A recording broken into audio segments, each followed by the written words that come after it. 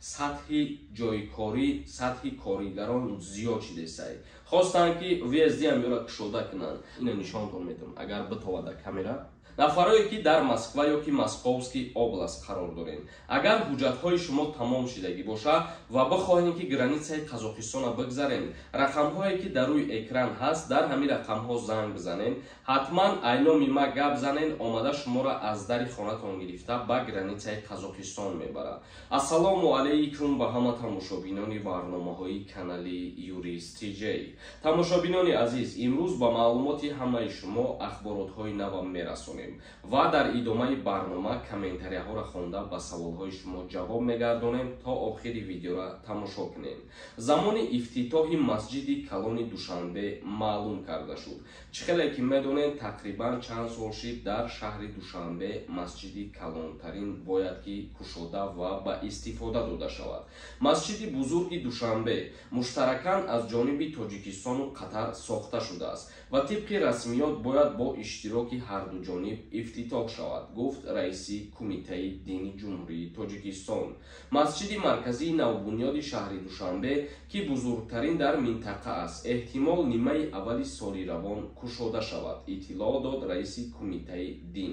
Яъне ки нимаи аввали сол гуфта то моҳҳои май ё июна дар назар доранд. Яъне ки аз Тоҷикистон ва Қатар бо иштироки намояндагон кушода карда шавад. Масҷиди калонтарин дар шаҳри Душанбе тақрибан 100 000 нафара барои намозхонӣ ҷойгир мекунад ва ногуфта намонад ки барои бунёд кардани ин масҷид тақрибан $100 миллион сарф шидагиай ва $70 миллион Қатар ҷудо кардагиай, $30 миллион аз ҳисоби ҷумҳурии Тоҷикистон мебошад. Як ахбороти дигар, бекорӣ дар вилояти Суғд каму маош наздики 15% зиёд карда шудааст. Мақомоти иҷроияи вилояти Суғд сатҳи расмии сабтшудаи бекорӣ дар шумораи ҷумҳуриро дар сатҳи камтар аз 1% арзёбӣ кард. Теъдоди кормандоне ки дар бахшҳои гуногуни иқтисодиёти Суғд бо кор таъмин шуданд, наздики 439 000 нафарро ташкил медиҳад. Гуфта мешавад ки дар ин бора ҳукумати вилояти Суғд зимни нишасти матбуотии ин ниҳод иттилоъ додааст. таъкид шудааст ки ба ин омор онҳое ки дар хоҷагиҳои ёрирасону деҳқонӣ фаъолияткунанда ва шахсони кори мустақилонаи касбӣ доранд ворид нестанд. яъне 439 000 нафаре ки кору фаъолият мекунанд дар вилояти Суғд аз ҷумла деҳқонон ва нафароне ки ба кору фаъолияти шахсии худ сару кор доранд ворид шидагӣ нестанд. ва гуфта мешавад ки рӯз то рӯз дар ҷумҳурии Тоҷикистон сатҳи ҷойкорӣ, сатҳи коригарон зиёд шидесай. ирам яке аз пешравии давлати азизи мо мебошад ва худованд кунад ки ҳамеша дар ватани мо тинҷиву оромӣ бошад. Тамошобинони азиз, мегзарем ба қисми хондани комментарияҳо. дар ҳамиҷа оиди конкурсе ки нав сар шидагиай дар канали ма ба ҳаматон камтарак мефаҳмонам, дастгирӣ кардана фаромӯш накунед. ма боварӣ дорам нафарое ки тамошо кардастен мара дастгирӣ мекунед. дар канали ма як конкурси нав сар шид. ҳамагӣ 3000 дона билетай, як тамошинай ва конвертои пулиай. нархи як дона билет 250 рубла дар бар мегирад. номерои ватсапе ки дар рӯи экран ҳаст, дар ҳамин номерои ватсап картаи Сбербанкам свизат кардагиай. карта ба номи Мунис мебурӯяд. сумтона мепартоен ва чектона дар ҳамин рақамҳои ватсап равон мекунен. ҳама каса як дастгирӣ кунен, мо конкурса нав сар додагием. Файзиев нависонда: ассалому алайкум, сози хубӣ, ман ВНЖ дорам, чанд моҳ дар ватан гаштан мумкин аст. дар ҳолате ки шумо ҳуҷҷат меспорен барои ВНЖ, агар гирифтагиш набошен, оли аз Федератсияи Русия берун набуроен, ӯ хубтаре. вале агар ки ВНЖ-ра гирифта бошӣ ва ҷумҳурии Тоҷикистон биёй, то мақсад чӣ хеле ки ба Федератсияи Русия мераи сафар мекунӣ ва дар уҷа хита ба қай мемонӣ дар ягон ҷо, ирам ҳамин гуна мебошад. TJ нависонда: хитам омӯхта шиди конкурсда. ма дидастам ки дастгирӣ мекунанд. ба дастгирии нафарое ки кардастиян ма бо яктаи дига пешниҳоди мардум кардам. вале иш мини конкурсе бигем хато намекунем. билетиш камай. Зайдов нависонда: административни штраф чанд намуд мешавад ва кадом статьяҳоша виесшон кушода кардан мумкин аст. яъне ки ҳукумати Федератсияи Русия як тасмим гирифт. нафароне ки дар биноҳои сохтмонии Русия кор мекунанд ва кор мекарданд то исто депорт шиданд, хостанд ки виездиам ёра кушода кунанд. аз сабабе ки ҳуҷҷатҳошон дуруст будагӣ нест. мисол патенти регистрация. Аз ҳамин сабаб депортшудагиёро тасмим гирифтагиянд ки авф кунанд, вале ҳозир аниқ нестае ки авф кай мешавад. Каримов нависонда: Ассалому алейкум Сорбон. Сорбон, ман гражданини Россия мебошам. Агар Тоҷикистон равам, муҳлати чанд вақта ЗАГС карда метавонам бо гражданини Тоҷикистон. Раҳмати калон. Барои ЗАГС кардан, яъне ки шумо ҳуҷҷатҳои заруриро мегирен, духтур мегзарену дигар ҳуҷҷатҳои анамун оилатона пешниҳод мекунен ва баъдан шумо рӯзи тӯйтона дар ҳамун ЗАГСхона мегем, мерен ЗАГС мекунен. Тамом, ягон проблема нест.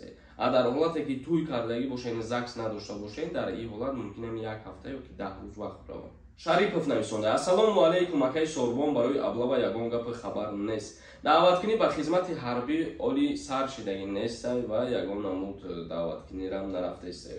Файзиев нависонда: Ассалому алейкум бародар, не ки и карат капсулакам бародар. Гап нест. Чӣ минусое ки дар конкурси гузашта буд, мо дар конкурси оянда ҳамвора ба назар гирифта ислоҳшон мекунем. Ҳар чизе ки шумо гуфтаистем, мо ҳамура кардастем. Ба ҳамин хотир морам ҳар чизе ки мегем шумо дастгирӣ кунем. Дастгирии шумо билет хариданай. Ба 250 рубл инами дастгирӣ кардан ба ҳисоб мерава мора. Ҳама каса ҳаракат кунем.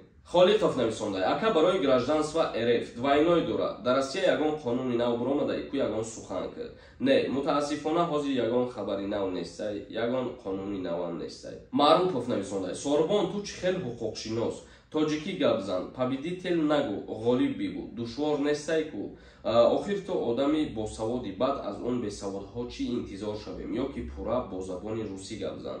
Қабулай бародари азиз суханҳои ту, вале як чизае ки баъзе аз нафарҳое ҳастае ки агар мо бо тариқи китобӣ ва бо тариқи тоҷикӣ тоза гап занем, мумкин нафаҳманд. Мисол мегирем, агар ман як чиза ба шумо мефаҳмонам ҳозир. Дар бораи ягон қонун ман аз рӯи китоби кодекс бибурорам, бихонам, боварӣ дорам ки 90% одамон намефаҳманд. Вале омехта карда ва сода карда фаҳмондан и барои ҳама осон мебоша бародар. Фармонов нависонда: Ассалому алейкум ака, ҳамин якаписароям ба хизмати ҳарбӣ фиристода мешаванд. Ягон қонун биромадагие дар ҳамин бора? Пешакӣ раҳмат. Ягон қонун биромадагӣ нест. Якаписаро ба хизмати ҳарбӣ даъват намешаванд. Масрур нависонда: Ассалому алейкум, дар бораи ваени билети пулакӣ мегуфтем, чанд сум шида бошад? Ваени билети пулакӣ, яъне ки бо тариқи хизмати алтернативӣ 29 000 пардохт карда дар муддати 1 моҳ ваени билет мегирем. Дусанов нависонда: Ассалому алейкум акай Сорбон, саломат бошед. Ҳама вақт сарбаланду хонаобод бошед. Ака як ду савол доштам, яъне хизмати ҳарбӣ сар шидай ё ки не? Ва хизмати алтернативира чӣ хел пардохт кунем мешава? Яъне хидмон дар ғарибӣ бошем, ҳамеша пешакӣ раҳмати калон. Хизмати алтернативӣ гуфта и дар назар нестае ки шумо бояд част нарем. Касое ки хизмати алтернативӣ мекунанд, барои ин нафаро махсус алоҳида ҷо ҳастай. Дар ҳамуҷа рафта дарсҳои ҳарбӣ мехонед ва дар муддати 1 моҳ баъд ваени билета дастрас мекунед. Ҳозирашда айни даъваткунӣ ба хизмати ҳарбӣ дар ҷумҳурии Тоҷикистон сар шидагӣ нест. Мадатов нависонда: Рӯйхати ғолибон кадом каналда? Ҳамин бародармон дар ҳамун видео нависонда, ҳамин комментарияра ки ма дар ҳамин видео рӯйхати бозиёра бировардагим, яъне рӯйхати ғолибора бировардагим. Ина нишонтон медам, агар битовад дар камера. номи видео хушхабар барои шумо навистагим. Дар ҳамин видео рӯйхати ғолибора бировардагим ва одамоеро ки призошон додагим, тақрибан 6 ҳафташа нишон додагим. Ҳамаш ҳастаем. Ман намедонам бо чӣ ба шумо дуромада ҳамин савол наметиҳем. Касое ки финали конкурса дидагӣ нестен, дар канал ҷои транслясия бидроен ҳастад. Абдуллоев нависонда: Ассалому алейкум, сози хуби чокади, мо суд шудем, дар спецприём ҳастем, мода ёрдам кунем. Ассалому алейкум. Бародари азиз, чӣ кӯмаке ки мехоҳем мақсад аз ин комментария навистан, шумо метавонед ки ба коркунҳои консулгарии ҷумҳурии Тоҷикистон муроҷиат кунед ё ки ба сафорати ҷумҳурии Тоҷикистон дар шаҳри Москва муроҷиат кунед. Бо тариқи телефонӣ, мисол ту телефон ёфтаи бародари азиз комментария кардаи тамошо кардаи, занг бизанед, муроҷиат кунед, иншааллоҳ омада ба шумо кӯмак мекунанд. Боз ҳастанд нафарое ки дар онҷа мақсад барои миллати тоҷик хизмат мекунанд. Даврон Ҳусайнов нависонда: Ассалому алейкум, маро видварения кардагиянд. Агар дар муҳлати додагӣ набурам, ҳамиҷа кор кунам, муҳлат тамом шава, ментон мекованд. Дар ҳолате ки агар дар муҳлати бидагит набуроӣ, мабодое ки яке дастгирит кардан, дар ин ҳолат мақсад двойной штрафит мекунанд ва видваренията ба депорт табдил метиҳанд. Икон бурда як моҳ маҳкам мекунанд, баъд 7 сола мумкин депортатсият кунанд. Солиев намисондай: акаҷон илтимос ҷавоб медодем, чӣ хе фаҳмем депорти мо шудааст ё ин ки не. Як номера шумо реклама мекардем, ҳамун номера чӣ хе ёбем мака. ҳозир услугаи проверкаи ҳуҷҷатҳо кор накардаестай.